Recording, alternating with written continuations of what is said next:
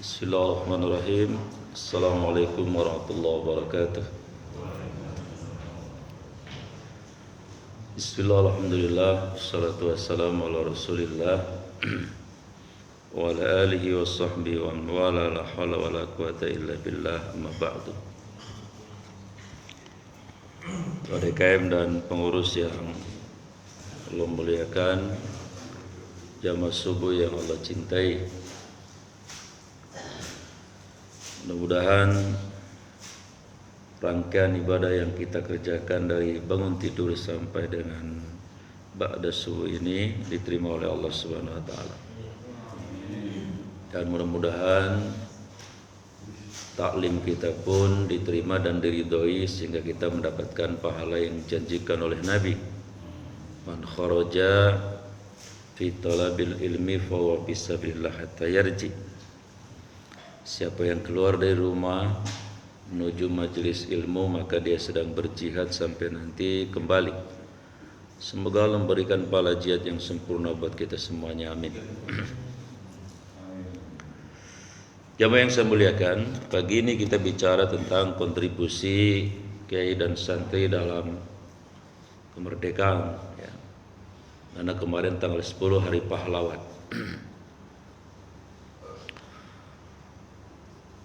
17 Agustus 45 kemerdekaan, ya. Lalu bulan September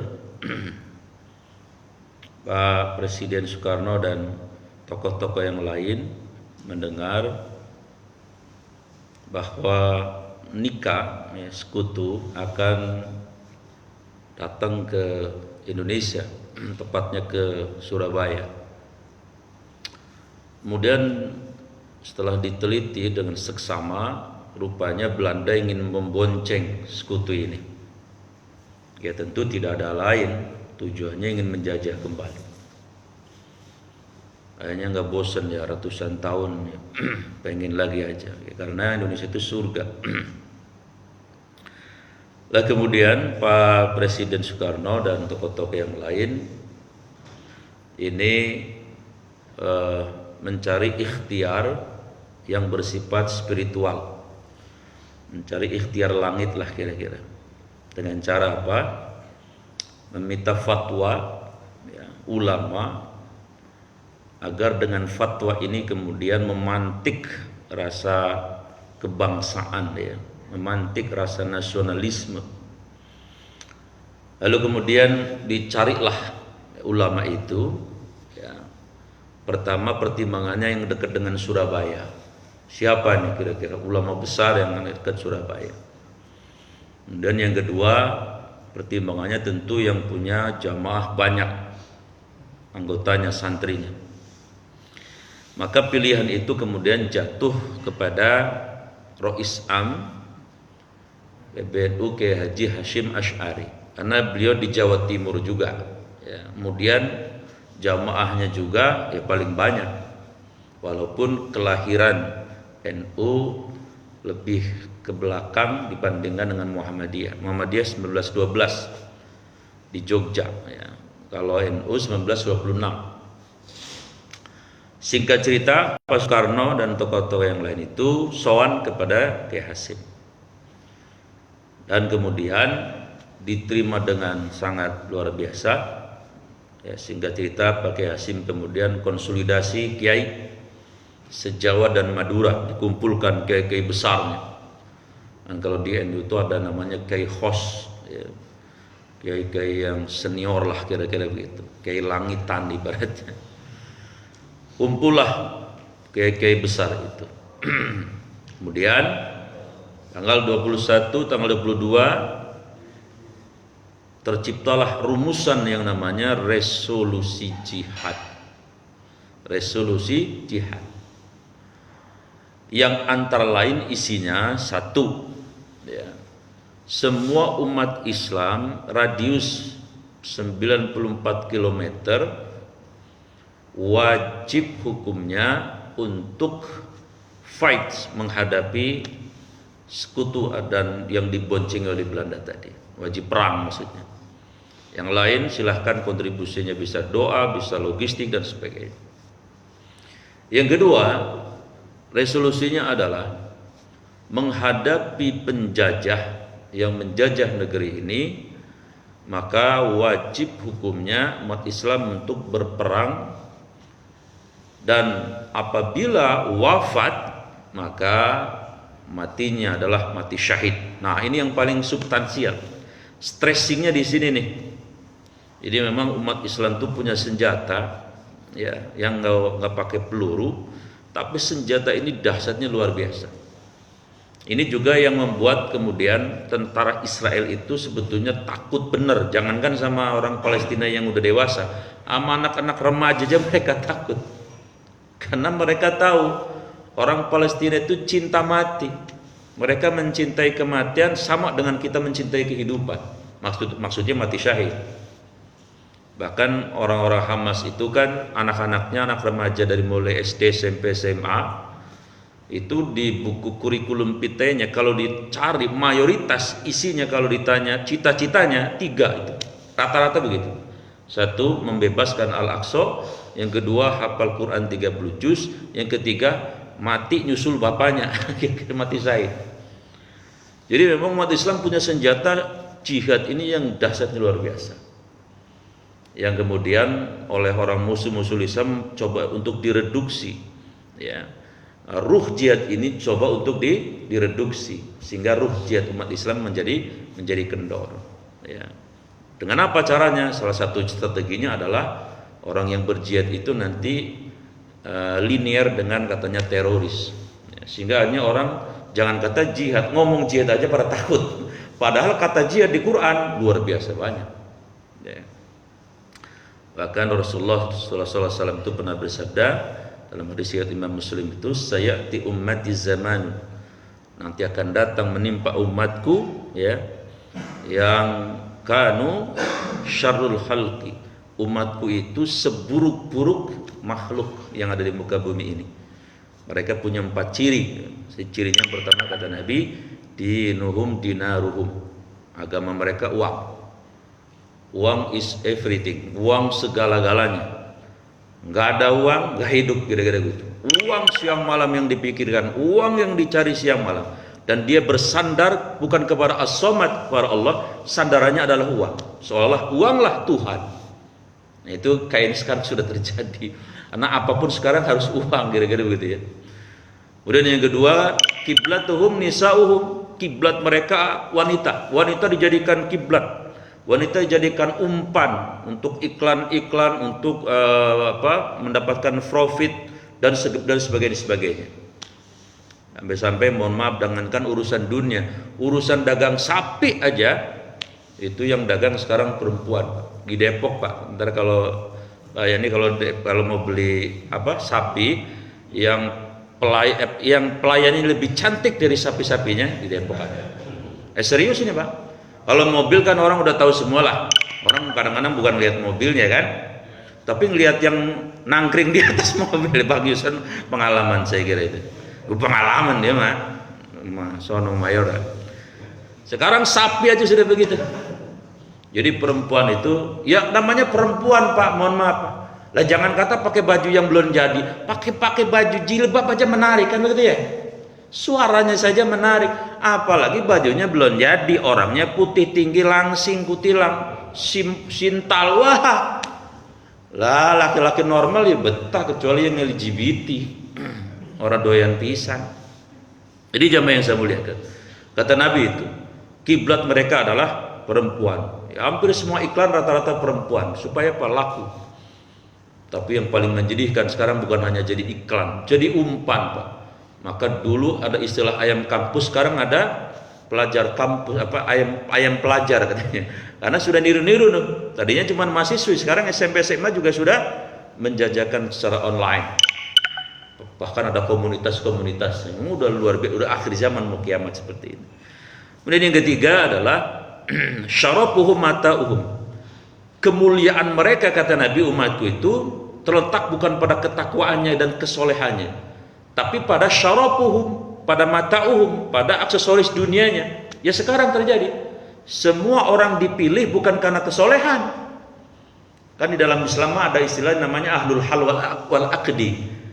Kalau mau milih pemimpin itu ada ahlul hal wal aqdi. Jadi orang-orang yang soleh itu musyawarah kayak tadi, kayak Hasim dengan kiai musyawarah, lalu menyepakati siapa pemimpinnya, RT-nya, RW-nya, sesuai. Itu seperti itu secara Islam, namanya syura. Ya sekarang kan enggak, karena sistemnya juga bukan dari Islam. Ya pokoknya yang punya duit banyak ya jadi, kira-kira begitu. Nggak peduli mau soleh mau kagak, jangan-jangan ngebaca huruf aja kagak tahu. Yang penting duitnya punya jadi. Oh sekarang bukan hanya wali kota, Pak RW aja ada tim suksesnya. Ada Pak RW nggak ada kan sini? Syukurlah nggak ada. Benar Pak, RW aja sekarang ada tim. Udah gitu lucunya, hebatnya luar biasa. Tim suksesnya aja kongkonya di abnormal lah, bayangin coba. Ngopinya aja di abnormal. Ya kalau kelas BD ngopinya di teras kota. Ya ini karena tadi, karena orang ingin dihargai bukan karena kesolehannya. Ini sudah akhir zaman seperti ini. Tapi karena aksesoris dunianya, karena mobilnya, karena duitnya, karena penampilannya, orang pada takut kepada dia, pada hormat. Nah yang kelima adalah tadi kemuliaannya kepada ke aksesoris dunia. Kemudian yang keempat, tanda atau ciri di umat yang dialami oleh Rasulullah Sallallahu Alaihi Wasallam, himmatuhum butunuhum. Jadi umat Nabi waktu itu cita-citanya itu tidak jauh dari butun, dari perut, ya, dan di bawah perut, kira-kira begitu. Sehingga yang ada bukan berkah, yang ada adalah kompetisi hawa nafsu. Di mana-mana berkelindan yang namanya hawa nafsu, yang kuat melemahkan, tanah-tanah digusur dan sebagainya, nggak ada yang membela, nggak ada yang dukung. Yang udah pada nangkring, udah jabat enang, nggak peduli yang kecil-kecil. Waktu belum jadi mah luar biasa. Nah sekarang semua sudah terjadi. Jadi jamaah yang saya muliakan, ruh jihad itu coba direduksi sekarang ini. Ditakut-takuti orang untuk bicara. Padahal jihad itu inherent. Setiap muslim harus memiliki ruh jihad. Walaupun jihad itu disalurkannya kondisional. Kalau Indonesia bukan negara perang ya nggak boleh. Kemudian sembarangan. Ya, namanya jihad itu fisabilillah, bukan fisabili tamrin. Masa jihad di jalan tamrin, teroris ngawur lagi ini. Kalau mau jihad di sono memang sudah pas tuh di Israel. Bantu saudara-saudara kita di sono.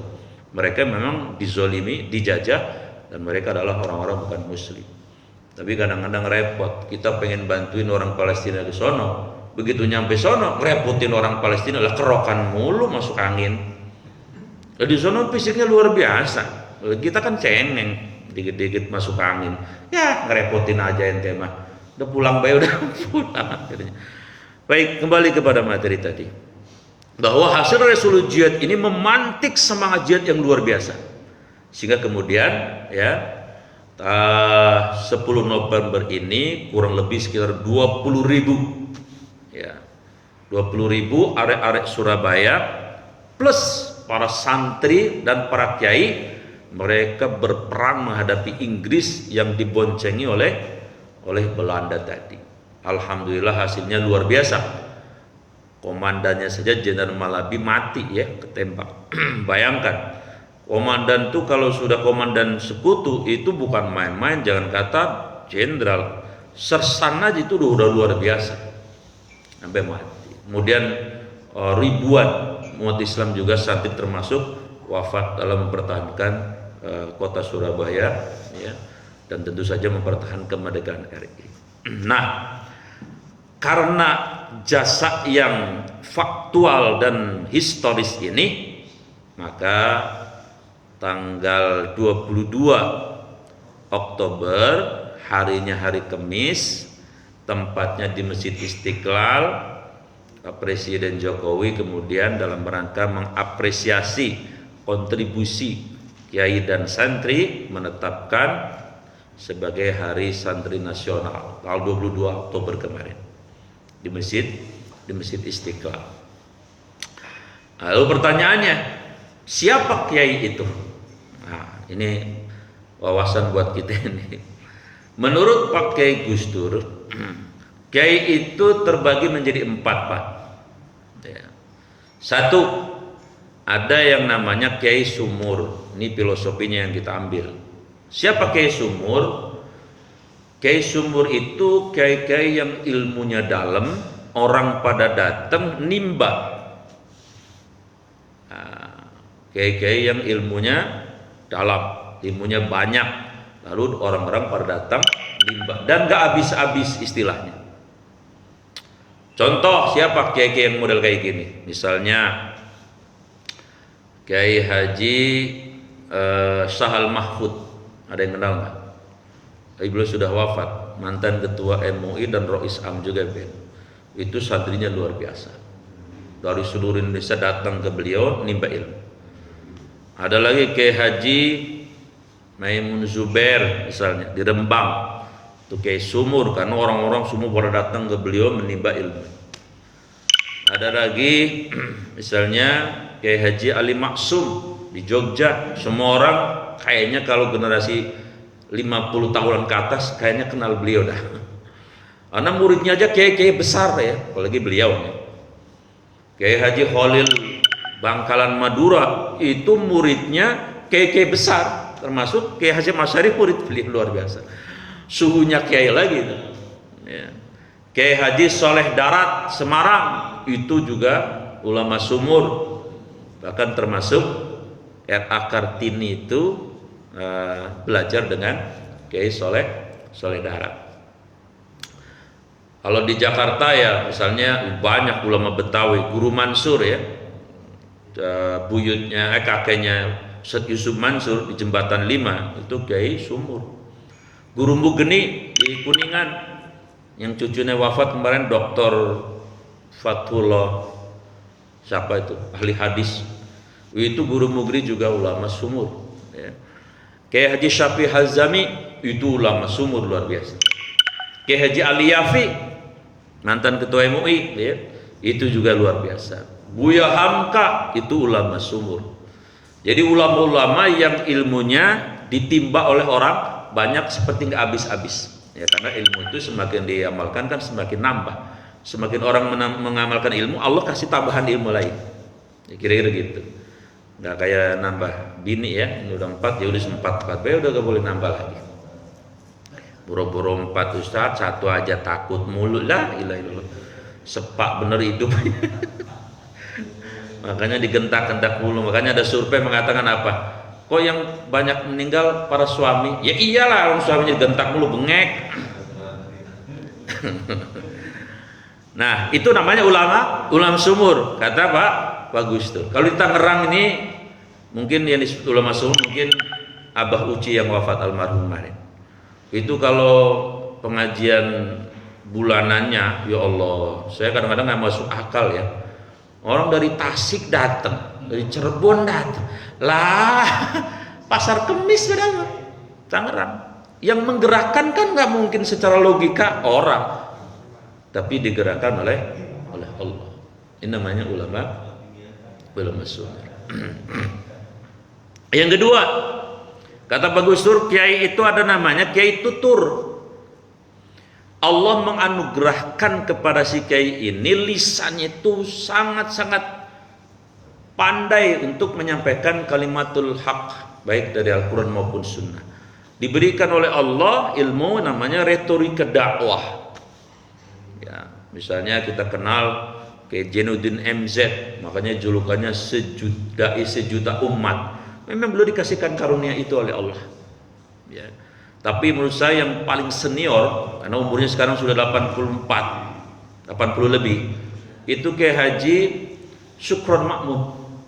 Ya mungkin saya kira kita yang umurnya 40 ke atas kenal beliau lah. Saya waktu pertama kali dengar ceramah beliau itu di sini di Damatek ya. Itu di Kebun Nanas ada namanya pabrik tekstil, namanya Damatek. Lalu berubah menjadi Argo Pantes. Ada yang tahu nggak tuh? Dulu saya waktu masih kuliah di STAI itu diajak teman saya, ada Syukron Makmum tadi. Pas saya dengerin, ini orang subhanallah, kalau ceramah mantap gitu kan. Ya. Dari dulu saya melihat sampai sekarang segitu-gitu aja. Beliau subhanallah dikaruniai Allah umur panjang, awet muda, dan semangat dakwanya bukan main. Dan beliau punya kekhasan ya, kekhasan sendiri. Kiai Haji syukran Makmun. Kalau ini syukran, bukan syukran Makmun ya Bang. Syukran terima kasih. Nah, itu namanya Kiai Tutur. Ada Kiai Khosim Nur Seha udah almarhum ya. Itu retorikanya juga luar biasa. Kemudian kata Pak Gustur, Kiai yang ketiga adalah Kiai Sembur. Kata beliau begitu. Kiai Sembur itu maknanya Kiai yang suka didatangi oleh umat minta air. Ya bukan dukun, bukan. Istilahnya sembur. Orang datang ke Kiai tolonglah minta air, boleh didoain, kasih. Lah nggak usah Kiai Pak, lah saya pernah didatengin orang minta air, orang kayu gede. Ustadz, ini anak saya bandel amat, ampun dah bangor, bader. Diapain ini Ustadz? Dinasihatin udah, didoain udah, ngapa ini ya? Terus ibu mau apa? Ya minta air Ustadz, minta air. Air mah banyak saya bilang. Bukan didoain lah Ustadz. Baik, saya doain. Ya namanya juga orang minta, lagi bang air 1.500 paling 3.000, 4.000. Saya beli air, ya doain. Bu, ini air minumin ya. Kalau dia masih tidur, airnya siapin. Kayak gitu kalau pagi. Ibu minta terus sama Allah agar anaknya diberi hidayah. Kira-kira begitu. Karena ada masanya. Bangor badar ya ada masanya. Kira-kira seperti itu. Baik Ustadz. Ya kalau mau minta air lagi datang lagi sini nggak apa-apa, air banyak ini. Alhamdulillah setelah minta air nggak datang. Berarti kemungkinannya dua Pak. Kemungkinan yang pertama makin bader, jadi sibuk kagak mau datang ke saya lagi. Atau yang kedua, saya sih husnudzon, mudah-mudahan doa si ibunya, ya kan yang mantap doa ibunya dibantu dikombain dengan air, mudah-mudahan anaknya rada-rada lempeng gitu. Ya. Ini yang potongannya waktu muda bangor siapa ya? Auranya biasanya ketahuan. Nah, emang ada? Kagak ada. Jamaah yang ada. Jadi jamaah yang saya muliakan, Kiai Sembur itu namanya Kiai Hikmah, bukan dukun mereka, tapi membantu umat ya. Karena Rasul pun mengajarkan ruqyah. Artinya dibenarkan melalui media air didoakan. Kan ada penelitian yang orang Jepang itu ya, air didoakan ternyata respon molekul-molekul heksagonalnya itu respon dengan air doa. Boleh. Suatu hari Nabi didatangnya seorang ibu dengan bayinya nangis mulu. Lalu si ibu bilang, ya Rasul doakan. Baik Bu, kalau doakan sekarang nanti kalau di rumah nangis lagi gimana? Maka sebaiknya ibu siapkan air saja, nanti saya doakan. Didoakan sama Rasulullah. Lalu airnya dibawa pulang diminumkan. Boleh Pak, boleh. Asal jangan Coca-Cola. Ya kalau Coca-Cola ribet. Air putih kayak gini. Ya. Ini kan kalau orang dikasih air putih kan kemungkinannya dua. Kalau nggak dukun ya kayak gitu ya. Ya saya sih bukan dukun. Ya. Jadi jamaah yang saya muliakan boleh kasih air. Namanya Kiai Sembur. Nah yang keempat kata Pak Gustur ada namanya Kiai Catur. Ini filosofi juga. Catur itu kan strategi, seter. Maksudnya kiai yang terjun ke dunia politik, kira-kira begitu. Kalau pengen ngecek ya gampang aja, semua Dewan Syuro PKB kiai semua. Bahkan kiai gede, Gusmo, kiai besar, Pak Gustur sendiri. Apakah boleh? Lah boleh. Yang namanya politik juga kita harus datang, kita masuki. Jangan di luar mulu gak didengar, masuk ke dalam nyemplung. Lah terus yang beresin regulasi nanti yang membuat undang-undang siapa? Kan eksekutif legislatif. Nah kita harus masuk ke sana. Ya, lah kalau di sana ada orang sekuler semua ribet urusan. Nih kayak gini lagi rame banget nih. Ya, peraturan Menteri Pendidikan. Lah masa aturan hanya mempersoalkan kekerasan seksual. Tapi kalau disetujui oleh kedua belah pihak kagak ngapa-ngapa. Lah bujuk guneng. Sama aja melegalkan perzinahan, diprotes kanan kiri, MUI protes, NU protes, apalagi Muhammadiyah menggugat. Kalau sampai diprotes sama ulama semacam-macam, tahu kagak mingser-mingser pisan tuh Pak Menteri, ngapa kali ya? Walau alam bisa, mudah-mudahan sih memang yang pasti di DPR, mudah-mudahan dia dipanggil oleh komisi yang membidangi, minta pertanggungan jawab, menyerap aspirasi itu penting. Jangan kita punya ananias itu sektoral, karena yang namanya pejabat itu pelayannya masyarakat. Lah kalau pelayannya masyarakatnya minta untuk berubah, ya berubahlah. Apa susahnya? Emang rugi? Kan gaji ente tetap nggak berkurang. Emang ente jadi nggak mulia? Tetap mulia, bahkan dimuliakan luar biasa. Kira-kira begitu. Nah jadi jamaah yang saya muliakan, Kiai catur itu kiai yang masuk ke dunia politik. Mohon maaf, banyak ya kiai yang masuk dunia politik. Pak Kiai Jainuddin MC juga dulu punya partai, namanya Partai Bintang Reformasi. Masih ingat nggak? Ada beliau, cuman beliau hanya keluar lagi. Kata beliau, lah ini bukan wilayah saya, katanya. Iya, emang politikmu, waduh, seperti hutan rimba Pak, bukan main-main. Saya punya teman ya di kota Tangerang, aktivis P3. Waktu zaman dulu kan sistemnya yang namanya caleg itu kan nomor ya Pak, paling penting. Nomor 1 jadi dah pokoknya. Dia itu orang yang paling aktif ceritanya. Dan dia sudah ditaruh di nomor 1. 2 hari menjelang penetapan, dibawa semua pengurus ke puncak. Apa yang terjadi? Ketua umumnya yang nomor 1. Lah teman saya ampun-ampun, orang Batu Ceper lagi lah, galak banget, kurang asem, kurang gula, kurang micin. Gua perang sama dia sampai mohon maaf Pak, mau santet-santetan lah, bayangin coba itu kerasnya pak politik itu sampai segitunya. Tapi tentu kalau kita berpolitik niatnya ibadah, insya Allah enggak ya. Kalau niatnya adalah riayah asy'un untuk memperbaiki umat, saya kira nggak mungkin seperti itu ya. Kadang-kadang tadi situasi dan kondisi memungkinkan orang ketika masuk dunia politik kita diperang, kira-kira gitu ya. Saya alhamdulillah hanya bantuin istri yang alami Pak, waduh bukan main ya. Makanya saya pesan bener ya, kalau kita kagak punya duit nih masuk di politik, udah jangan, kata saya, jangan. Pokoknya kalau bahasa orang Jelupang mah sepak, ntar akhirnya sepak dah ya. Kita datang yang diharapin sekarang pragmatisme masyarakat, lu ngasih apa? Kita ke sono, lu ngasih apa? Sekarang udah begitu pola pikirnya sudah, karena udah diajarin begitu. Pokoknya mereka mah nggak mau dengar lama-lama, lu berapa begitu gitu. Sekarang seperti itu. Kecuali orang-orang yang punya pendidikan ya rata-rata alhamdulillah kalau di daerah-daerah kompleks sih ada namanya menerima dengan rasionalitas, sehingga kadang-kadang bisa masuk gitu. Tapi yang sudah pragmatis repot, ngomong apa kayak sampai bibir kita doer, kayak ujung-ujungnya berapa udah datang ke RW sama juga begitu, berapa Pak? La ilaha illallah, emang duit kita sekarung ya. Jadi politik itu memang seperti, karena apa? Karena yang dipakai di Indonesia ya sementara ini sistem politik sekuler ya, bukan metodologi yang diajarkan oleh Rasulullah.